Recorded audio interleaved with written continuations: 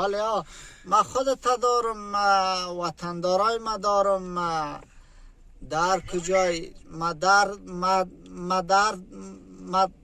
مدار جای گفتم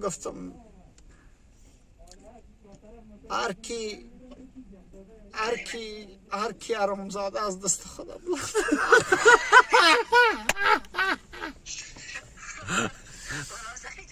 بله ها، یک خواندن خب برام بگو. به خاطر از اینکه ما تو عاشق هستیم دیگه، یک دیگر دوست داریم. یک خواندن عاشقی گو برام. مثلا یک خواندن عاشقی انتخابش به دست خودت است. بیا بریم به